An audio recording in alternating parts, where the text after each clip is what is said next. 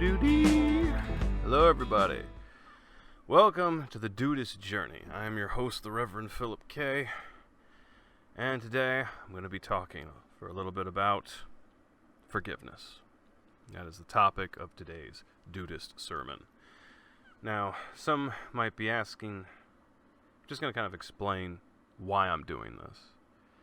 Because, just because I'm a reverend, I'm just a dude. And I think that I got to get that across pretty clearly. I'm just a dude, and I'm trying to figure out this crazy world like the rest of us. But the main reason I've started this podcast, and I've actually started writing sermons, is because my little brother died of a drug overdose in 2020. It's been really hard on my family. It's been really hard on everybody, and it's... I gotta tell you, man, when I got the news, it's like someone blew a cannon right through my friggin' chest, man, and I have not been the same.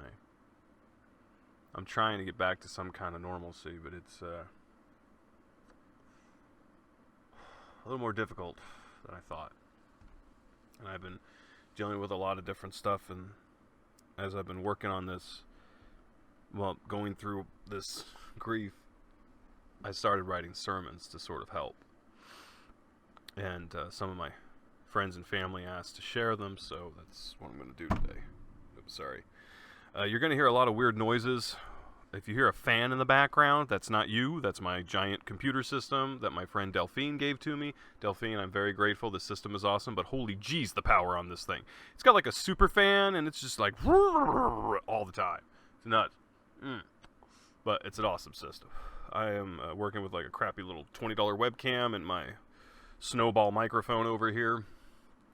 But we're going to take you on through this, man. So, a little bit about myself. I'm a reverend. I'm an author. I'm an artist. I like to do paintings. I'm doing comic books. I'm writing novels right now. And I'm also studying computer programming. So, if I make any, like, computer programming jokes throughout this, that's what it is. The future's digital, man, and I want to help frame it. Mostly through application games.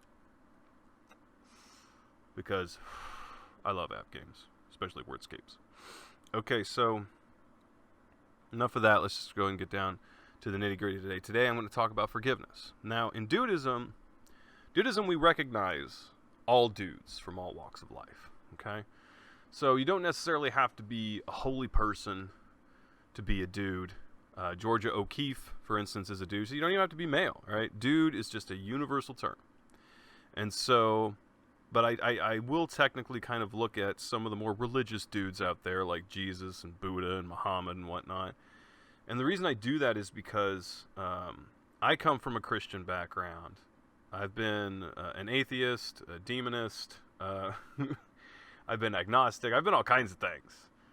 And right now, I'm really happy just being a dude, because the one thing I've learned about religion, unfortunately, is a lot of people tend to be like, if you're not my religion, we can't be friends. Well, I'm not cool with that. To me, you can be whatever you want to be, man, as long as you're cool. I mean, I know some Wiccans who are really nice. I know some Satanists who are really swell people. They're not what you think. Because we all have these stereotypes. And I want to get rid of the stereotypes, especially in Christianity, man. It's like so many crazy Christians out there, and they tend to point the cameras at them. And I'm just like, I think we need to point the cameras at the people who are actually doing what Jesus said, and not the folks who claim to be doing what Jesus said while pointing an AR-15 in your face. So, today's topic is forgiveness, man.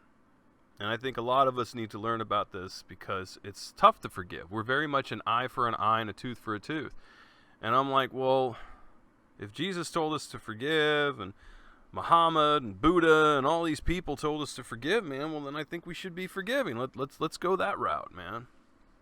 So let's talk about that today. So the Dalai Lama had a quote a few years back, and he said, "Compassion enhances our self-confidence, allowing our marvelous human intelligence to function properly, because fundamentally our minds remain calm." Okay, so think about that. Self-confidence, compassion enhances self-confidence. Okay? Now, if instead we are angry, our analysis will be biased. We won't see the different aspects of reality when the mind is calm. We can take a holistic view, which is more realistic. That's from the Dalai Lama, my friends. Now, let's take a look at a couple other things. Like Buddhism will tell you. I got some notes here, so you're going to hear some papers flipping around, man. It's all right. So let's take a look at Buddhism for a second. So the great Buddha will tell us that compassion is not always, I forgive you. Your forgiveness should be such that the person who is forgiven doesn't even know you're forgiving them. They should not even feel guilty about their mistake. That's real compassion. Forgiving is easy when you look at the bigger context, when you see from a wider perspective.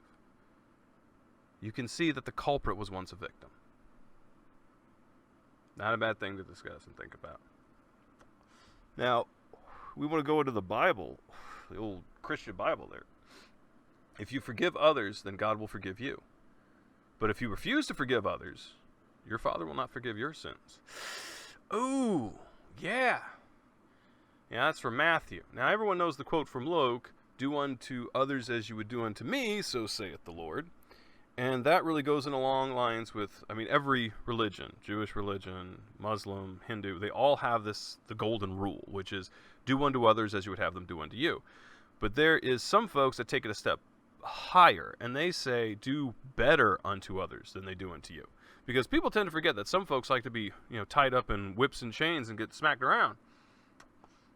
So, if you're not into that, then yeah, man, can't really do unto others as the same. Kind of goes a little kooky there. You know what I mean?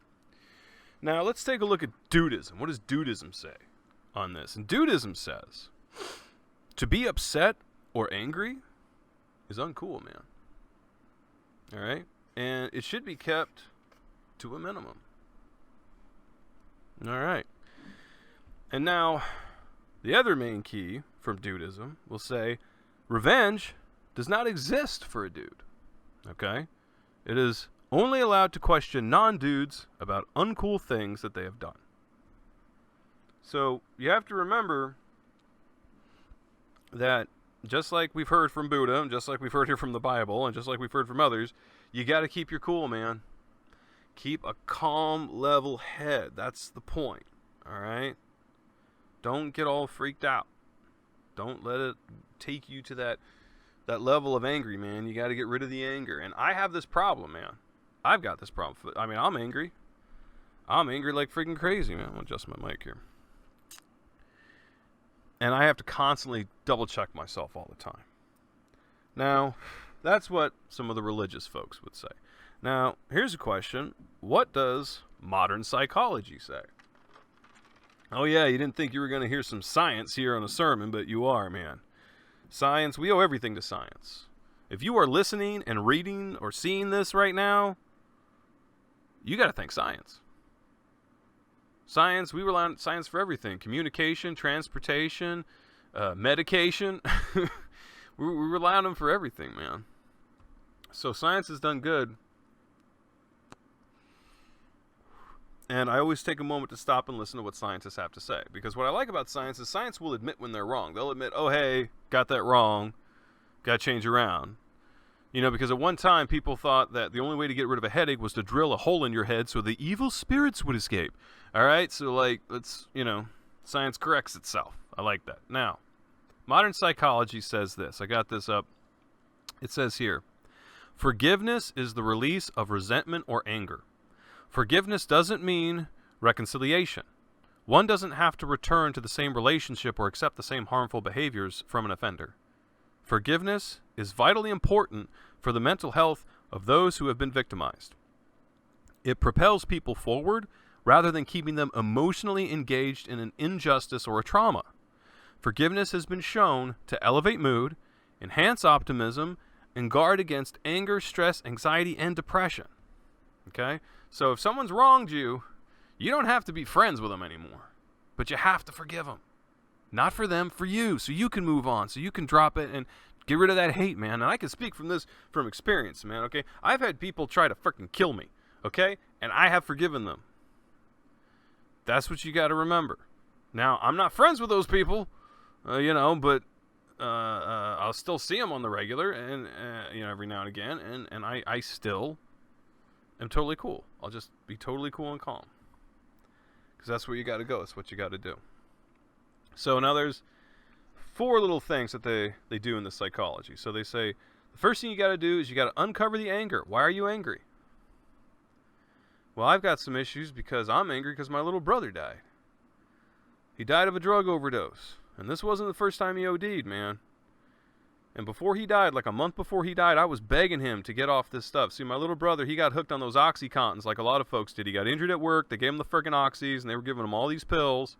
And then he started going to pill mills, was getting more. Then they cut the whole thing off, and then he switched to heroin. He switched to fentanyl. He was getting it off the street. And that's eventually what killed him. Fentanyl stopped his heart.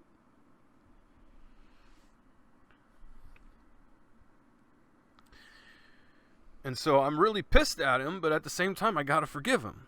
I got to forgive him for all the years and all the stuff he's done, because he's stolen from me in the past. I gave him a place to live. You know, I've got siblings, man, and we all, my parents, siblings, everybody, we all tried to help him. We all tried to save him. And for some reason, he never, I don't know, man, he never got it right. He never got off the shit. So that's why I'm angry. I'm angry he didn't fucking listen. I'm angry he didn't find his purpose, his reason, love, whatever the fuck it was, man. I just wish he would have found it. Now, comes to the second step. They say you have to make the decision to forgive. Okay?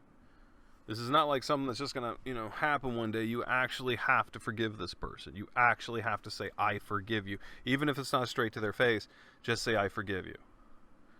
Maybe as many times as you need. Whisper it to yourself if you have to. Just keep saying it, okay? Because it's going to bring you to the third, which is develop compassion for the offender. Just like the Dalai Lama said, oftentimes, or Buddha, what the Buddha said that oftentimes the culprit was once a victim. And so you have to remember that even though my little brother did some crazy shit, he also was a victim to a lot of crazy shit. He was beat up, he was mugged, he was assaulted, all kinds of horrible things happened to him. And so it's not like he was without pain. It's not like he was free, man. He wasn't. And so then that takes me to the fourth step, which is release all harmful emotions and reflect on how you can grow from this.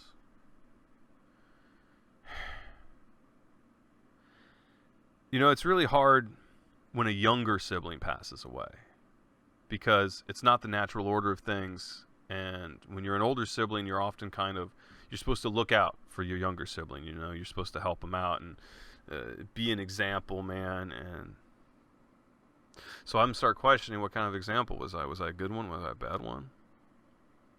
I didn't keep in touch as much. I went off to be my own man, and do my own thing, and live my own life. And I keep thinking about, what could I have done more? This is the thing that fucking keeps hitting me, is could I have done more? And I'm like, well, you gave him a place to stay, you gave him money, you gave him food, you bought him presents on his birthday. It's like, you get to this point where you're just like, did I do enough? And there comes that point where I have to forgive myself.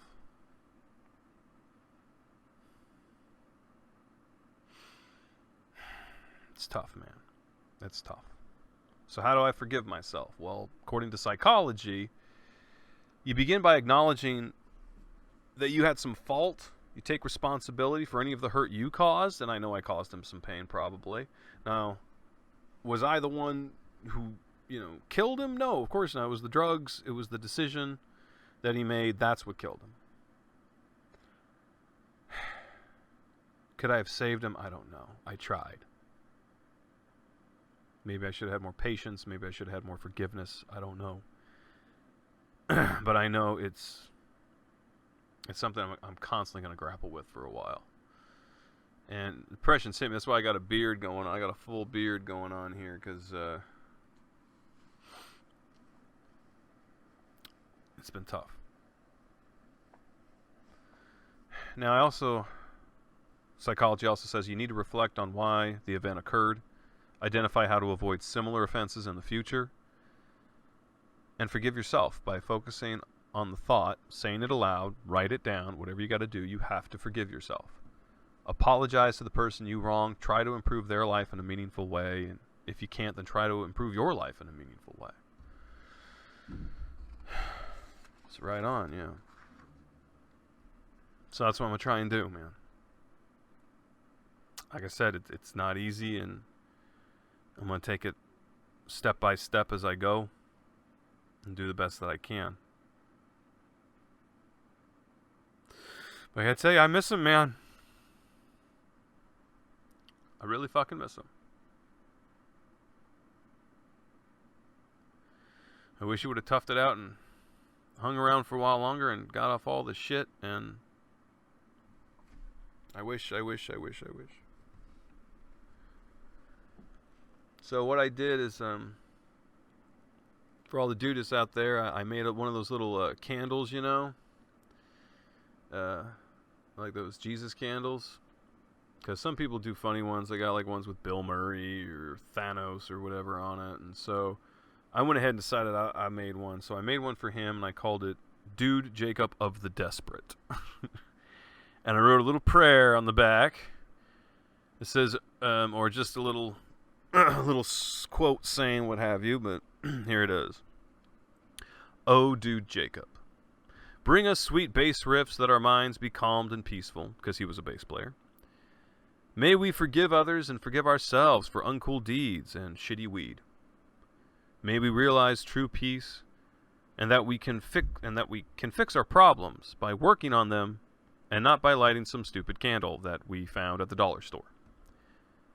Give me the strength to let go of my past, to take it easy and quit wasting money on lottery tickets. Amen to that, dudes. So, after all going through that,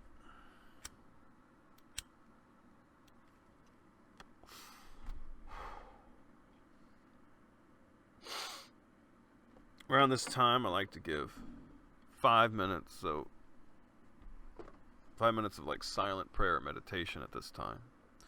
So you've heard the words from dudes across the centuries, and even dudes today. Forgive. Forgive others. Forgive yourself. And try to do what you can to live a better, more peaceful life. A life that you'd be proud to live. Because when the ones that we love die, everything we do is a reflection upon their memory. So let's make it a good one, dude.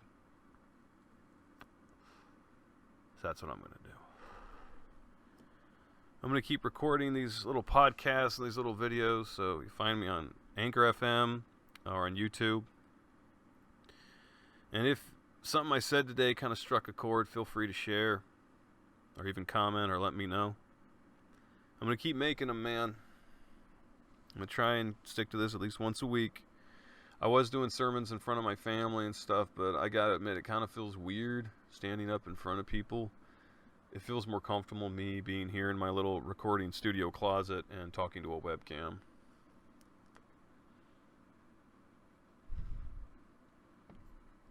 So, I hope it helps, dudes. The following will be 5 minutes of meditation music where I highly recommend for you to sit, meditate, pray, thank on forgiveness who you need to forgive. Maybe you need to forgive yourself. Give it a shot, man. I hope it helps. So let's start that 5 minutes right now.